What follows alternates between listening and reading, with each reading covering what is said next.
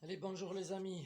Aujourd'hui, euh, j'avais commandé un autre chargeur que celui-ci. Donc, bon, ces chargeurs sont corrects, mais au niveau de l'équilibrage des dipôts, c'est pas ce qu'il y a de meilleur. Et vous voyez, moi j'avais fait une modif, c'est que j'avais tout démonté, j'avais percé ici, et, j'avais percé le carter ici, et j'ai monté un ventilo dessus que j'avais soudé sur le circuit imprimé direct pour refroidir le petit condensateur ici, qui a là, il y a une petite bobine là, il y a un petit condo en dessous. Parce que j'avais un problème, c'est que quand je faisais le storage, il chauffait horriblement.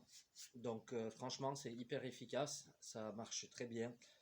Voilà, petit bricolage maison, mais sur ces chargeurs, c'est nécessaire parce que vraiment, quand vous faites le storage et que la batterie elle est vide, que vous faites le storage, ça va, ça chauffe pas trop. Mais quand vous avez une batterie qui est pleine et que vous voulez faire le storage, donc revenir à la moitié, la décharge, lui il chauffe à bloc. Donc d'où le pourquoi de ce petit ventilo. Voilà. Donc ben, celui-ci m'a fait bien l'affaire, il marche très bien encore. Je pense l'utiliser pour les petites batteries, les 2S et compagnie. Mais tout ce qui est 4S, voilà, je me suis pris un autre chargeur. Alors désolé si vous m'entendez pas bien, hein, j'ai essayé le micro encore, on verra bien. Voilà, je filme pas avec l'autre caméra parce que c'est très compliqué. Il faut que je récupère la carte SD, que j'aille sur l'ordinateur, que je fasse tout sur l'ordinateur. Et après, il faut que parce que j'ai une très mauvaise connexion ici. Donc je suis obligé après de tout rebalancer sur la carte SD pour mettre sur le téléphone pour le balancer en 4G. Donc voilà, c'est pas, j'ai un très mauvais réseau en 4G, c'est pareil. Je suis obligé de mettre le téléphone dehors. Voilà, donc je me suis commandé un petit chargeur Sky RC là, le T200. Donc il refroidit par ventilo. Il y avait une promo sur Banggood ou AliExpress, je sais plus, un des deux. À ma grande surprise, j'ai pas fait gaffe peut-être à la commande, mais moi il me semblait que c'était livré avec les câbles. Donc à part le câble d'alimentation, c'est tout ce qu'ils vous fournissent. Donc je suis un peu niqué parce que ça c'est des prises je connais pas, j'ai pas ça. Donc voilà, il va falloir que j'aille voir ce que je trouve. Du coup, j'avais commandé aussi des plaquettes pour charger plusieurs lipos là. Je sais pas si c'est en parallèle. Ouais, ça doit être en parallèle. Donc voilà le petit schéma derrière. Du coup, j'ai un autre petit souci, c'est que les fiches, bon, mais c'est des fiches comme ça, et c'est des toutes petites fiches comme ça. Alors, c'est pareil, je croyais que c'était du XT90, mais non. Vous voyez, comme quoi il faut prendre le temps et voilà. Surtout quand vous commandez les trucs. Là, j'ai fait un peu vite. Enfin, j'ai fait un peu vite. Surtout qu'il était 2 heures du matin. Voilà, j'ai vu les trucs, un peu les caractéristiques, mais j'ai pas été dans le détail. Et du coup, donc, petit conseil, ne faites pas une commande à 2 heures du matin. Euh, voilà, donc moi, ce que je vais faire, je vais pas m'en débarrasser, hein. C'est que je vais tout simplement transformer tout ça et pour mettre du EC5 dessus. Voilà, parce que j'ai tout en EC5 et par contre au niveau du chargeur, je vais faire quelque chose et je vais me fabriquer mes propres connectiques avec des adaptateurs EC5 aussi dessus. Donc voilà, je vais avoir beaucoup de boulot, faut pas que je me foire. Donc voilà, parce que j'ai pas l'intention de recommander autre chose. J'ai ça là, on va faire avec ça. Surtout que j'ai pas 10 000 batteries non plus. Euh, voilà, donc on va s'occuper de ça, mais faites gaffe, voilà, ma grande surprise quand j'ai ouvert le carton, pas d'autre que fiche que l'alimentation dans le chargeur. Donc c'est peut-être pour ça d'ailleurs qu'il était à ce prix-là. Voilà, c'est le problème d'AliExpress, c'est qu'il faut vraiment bien AliExpress ou Banggood, faut vraiment bien tout regarder, description, aller voir les commentaires. Bon là, c'était vraiment parce que là j'ai ce chargeur là, mes batteries 4S. Le problème c'est que j'ai un gros déséquilibre des cellules maintenant. Après, elles ont quelques packs, elles ont plus d'une année maintenant, donc elles en ont fait. Voilà, donc ça reste du Zop Power. J'avais payé 55 € les deux batteries 4S, donc c'était vraiment pas cher. 4S 45C de décharge et 5000. Les Zop Power, elles sont toujours là, mais bon, les cellules, voilà, c'est pas, on peut plus dire qu'elles soient très équilibrées. Bon, quand ça envoie du jus et qu'il y a les cellules qui truquent, bon, de temps en temps, je suis obligé de rattraper. Je le conseille pas, mais moi je le fais. Je rattrape en plomb batterie, je branche plomb batterie, je laisse 45 secondes pour remonter, parce que des fois il me met une cellule en erreur, pour remonter le niveau de la capacité d'une des cellules, et après tu peux charger, donc tu peux les rattraper comme ça, mais voilà, faut pas laisser ça, brancher ça en plomb batterie, se barrer, et il faut vraiment être rigoureux là-dessus. Je vous le conseille pas, ne le faites pas, hein. Moi je le fais pour moi parce que voilà, je sais les risques que j'encours, et généralement quand je fais ça, en plus je mets tout dehors. Donc je me branche tout dehors, et c'est voilà, s'il y a un souci qui ça crame dehors, pas dedans.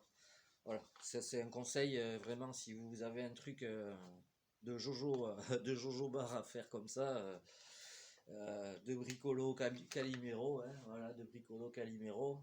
T'as vu Picous Fran? Donc merci Fred pour l'autocollant. Voilà, Picous Fran, tu es là. Et tu seras ailleurs. Ouais, l'imprimante 3D a changé de place. Voilà, j'avais besoin du plan de travail ici. Ouais, je suis en train d'apporter des modifications au MT Sport 2, le mien. Le mien, pas celui que je viens de recevoir. Si, on verra plus tard celui-là. Si, on va faire du boulot dessus.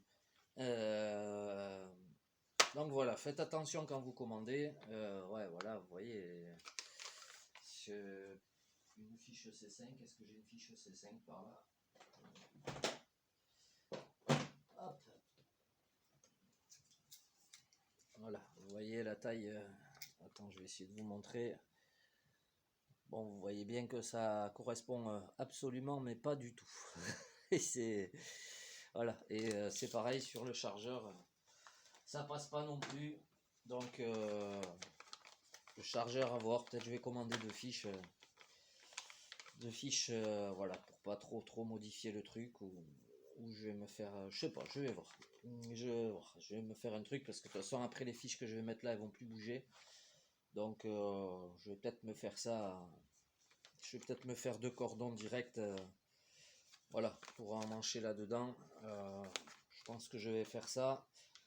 Ce sera le plus simple. Et par contre, ben, je vais modifier une de ces plaquettes. Enfin, je vais modifier les deux plaquettes pour que ça puisse prendre du EC5. Voilà les amis. Bon, ben, je vous fais des mouchous. Bon, ça m'emmerde de deux fois refaire ça, mais bon. Voilà, je les ai pas trouvés direct en EC5, ça. J'ai cherché, ou j'ai peut-être pas assez bataillé. Enfin, voilà, petite vidéo pour ça. Niveau impression 3D, j'ai eu un petit souci d'extrudeur. Voilà, heureusement j'en avais commandé d'autres au cas où, je les ai reçus, donc on a changé ça. Du coup, maintenant que j'ai eu le NT de Fred, j'ai pu me fabriquer. Où c'est que je les ai? Hop là! J'ai pu me fabriquer des cales de blocage de train pour l'arrière. Voilà. Donc bon là, voilà, j'ai eu un problème, je vous dis, avec l'imprimante, donc la couche elle n'a pas collé sur l'extérieur. Mais du coup, je me suis fabriqué des cales pour mettre derrière, pour bloquer les. Alors pour tous ceux qui ont un DMT2, hein, voilà, c'est tout con à faire. Et même avec un bloc d'alu, c'est vraiment une pièce toute conne à faire. Et voilà, ça vient se mettre. Oh, je peux pas vous montrer parce que je peux pas trop bouger. Donc ça vient se mettre derrière, comme ça le porte-fusée, il peut plus bouger, il est vraiment calé. Parce que sinon c'est tenu juste avec une pièce devant, ce que je vous disais. Ça a pas mal de jeux comme ça, et du coup ça vient caler derrière le porte-fusée, et du coup c'est bloqué, c'est verrouillé. Parce que sinon, à force de prendre les chocs quand vous atterrissez, avec ce jeu là, ça finit par vous arracher les supports de biellette en plastique. Voilà, parce que c'est tenu que par deux vis, les supports aussi, donc voilà, ça finit par vous les arracher ou vous casser directement sur le porte-fusée le trou où il y a la vis qui rentre quoi, pour tenir. Donc voilà, moi je me fais mes petites cales, j'ai fait mes petits trucs. Mon petit... Attendez, je vais mettre sur pause, je reviens. Voilà, mon petit fripouille, du coup, tu vois, j'ai fait la petite pièce, là, ce que je vous disais sur la vidéo d'unboxing. Donc, Raph me disait que ça se pétait ici à la base. Donc, ce que j'ai fait, voilà, c'est en TPU aussi, hein, donc c'est du fil caoutchouc. C'est quand même assez souple. Là, cette pièce-là, on va voir si ça fonctionne, hein. Pour l'instant, je l'ai qu'imprimé, dessiné, imprimé. Voilà, on vient le mettre par-dessus, là, dans les câbles. Et du coup, hop, voilà. Oui, moi j'ai enlevé les trucs ici parce que je change ces pins là. Je mets des pins de C5 en fait. Voilà, je mets carrément des pins de C5, c'est plus costaud. Et voilà, donc vous voyez, ça vient bien s'emboîter dessus. En gros, ce qu'il faudra faire, c'est les coller là. Alors, un petit pet de colle là, paf, vous laissez tranquille. Ce qui fait que le câble il est pris plus haut là. Voilà. Donc, je pense que ça devrait peut-être résoudre le problème. Je dis bien peut-être parce que c'est à voir à l'usage. Voilà. Mais en tout cas, j'ai fait cette petite pièce. Voilà. Donc, rafouille si tu veux le fichier, hein. Si tu veux le fichier, si ça t'intéresse, bah, tu me demandes, tu m'envoies, je t'enverrai mon mail. Voilà. Et en tout cas, c'est mignon, hein. Voilà. Ce que je voulais dire, alors ces moteurs-là, au final, ouais, 42, non, c'est 42 avec les ailettes. Donc, ouais, sinon ici, c'est vraiment un 40-82. Donc, c'est 42 avec les ailettes.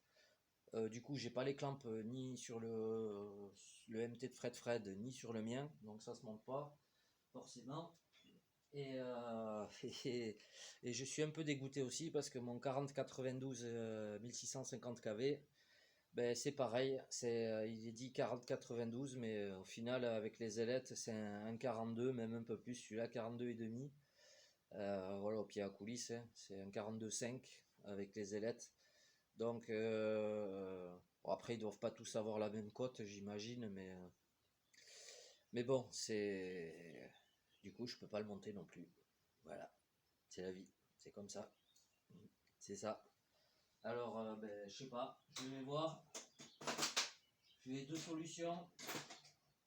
Ou je me mets une blende dans deux clamps, parce qu'elles sont pas données. Ou je me mets une blende dans deux clamps. Ou je vais essayer de voir avec un collègue peut-être à augmenter le diamètre de celle-là, hein, parce qu'il y a vraiment qu'un millimètre à enlever sur le rayon. Donc je sais pas, je vais voir. Je vais voir. Ou alors j'ai pensé aussi à faire une pièce 3D qui vienne prendre à demi comme ça et après venir tenir avec des riselants autour. Voilà, je sais pas encore ce que je vais faire pour l'instant. Je suis coincé. Pour l'instant, je suis coincé avec tout ça. Voilà. En tout cas, attention sur les chargeurs SkyRC. Ils sont vraiment livrés juste avec la prise ben, pour brancher à la prise. C'est tout. Vous avez rien d'autre dans la boîte. Donc, Zombie. Voilà, Bibi, il est niqué de tous les côtés. Bibi s'est fait niquer de tous les côtés. Bon, mais ça c'est ma faute. J'aurais dû bien regarder. Donc vraiment, quand vous faites vos commandes, lisez tous les descriptifs et allez voir les commentaires. Je vous souhaite une bonne journée. Moi, je vais aller me prendre un café et un bon cacheton encore. Et puis voilà, on va essayer de s'occuper. Ah, et j'avais installé les smoothers sur mon imprimante 3D. Alors, je discutais avec cette télé hier. Euh, voilà, je pense qu'il faut que je vérifie la version de ma carte. Parce que quand je les ai branchées, en fait, elles faisaient 2 fois plus de bruit qu'à l'origine. Donc, voilà, c'est pareil. J'aurais dû bien me renseigner avant. Et c'est pas bon de faire toujours les choses à l'arrache. Dans ce coup-ci, on va faire les choses bien. On va aller voir le numéro de la carte mère. et on va voir ce qu'il se dit. Ouais, parce que j'ai pas pensé, parce que moi c'est une Under 3 X, donc ou SX ou enfin un truc comme ça. C'est pas le modèle ni la 1 ni la 2. Apparemment, il a déjà pris une évolution. Enfin, je vais vérifier la carte mère et voilà. Donc, enfin, j'ai viré les smoothers parce qu'ils me servaient à rien. C'était pire qu'autre chose. Et, et voilà. Je vous fais des gros mouchous à tous. Bon appétit et à très vite. Moi, je vais m'atteler. J'ai trop de choses à faire. Donc, je vais voir. Entre l'imprimante, que ça fonctionne bien, le NTSC où je voudrais mettre le 1600 kV. Ah oui, parce que j'ai pété. Bon, j'étais un peu fort, vous avez pas vu, mais moi j'ai roulé cette machine là en SC, et pas qu'à la piste, mais après la piste, il me restait un pack et j'avais été un peu fort à la maison. Et bon, j'ai cisaillé net les deux vis de. Hop, attendez, je vais vous montrer vite fait. Voilà, les deux vis pour le support moteur là, ici en dessous. Elles se sont cisaillées net. Voilà, enfin, elles étaient cisaillées parce que vous avez une plaque alu qui vient là, elles étaient cisaillées au niveau de la plaque. J'ai carrément arraché les têtes. C'était les têtes d'origine et pourtant elles étaient costauds, mais j'ai peut-être dû un peu serrer trop fort. C'est pareil, je bloque pas mal, des fois un peu trop. Et enfin, ça c'était cisaillé net, donc bon, j'ai eu de la chance, j'avais le filetage, j'ai pu attraper à la pince, chauffer un peu et débloquer tout ça. Voilà. Donc là, pour l'instant, vous savez tout. Je suis en rade. Je suis en rade avec tout. Donc voilà, le MT à Fred, je vais peut-être pas changer le triangle parce que bon, j'en ai un, hein, mais je vais juste percer et mettre une tige filetée. Voilà, parce que c'est vraiment bah attendez, je vais vous montrer. Voilà, bon, ça c'est un triangle neuf. En fait, ça a pété. Enfin, moi, ça m'est déjà arrivé aussi. C'est que ça pète ici, et là, ou enfin ici et là. Voilà, ça pète là et là. Donc voilà. Et je vais vérifier quelque chose parce qu'il me semble que il a pris une petite modification ce triangle. Attendez. Non, je dis une connerie. Voilà. Donc non, non, ça pète vraiment ici et là. Donc c'est ce que je vous disais, c'est pas bien grave. Faut percer. Moi, ce que je fais, je m'aligne bien là, à la perceuse à colonne, parce que ici, ça gêne pas. Voilà, vous voyez au milieu là, ça gêne pas. Vous avez bien de matière.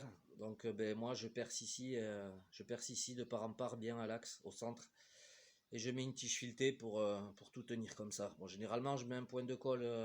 Voilà, je l'ouvre un peu, je mets un point de colle cyanolite et je mets une tige filetée ici, voilà, boulonnée. Ce que je fais aussi, c'est que ben, je découpe un peu là le plastique, comme ça j'ai l'écrou qui vient se bloquer. Je le fais juste à l'écrou là, pour qu'il y ait deux plates d'écrou qui se mettent là et là, là ici et là. Je découpe un petit carré, comme ça j'ai l'écrou qui vient se bloquer dedans. Et enfin, je le fais de ce côté et ici, voilà, je mets un contre-écrou ici, enfin un écrou ni-stop ou un écrou et contre-écrou, ça dépend. Voilà, c'est une solution de bricolage, mais ça tient bien, et voilà, histoire de finir le triangle pour pas racheter. Voilà, ben ça c'est les derniers triangles que j'ai achetés au Bao, donc je sais pas si c'est la version 2, les vieux versions, ou voilà, donc j'en sais rien, j'en ai monté un sur le mien, pour l'instant il n'a pas bougé, donc voilà. Bon après ils sont assez conséquents, ceux-là, je sais pas si vous voyez le doigt, mais c'est costaud, quoi. Voilà. Bon allez, je vous fais des gros mouchous et à très vite.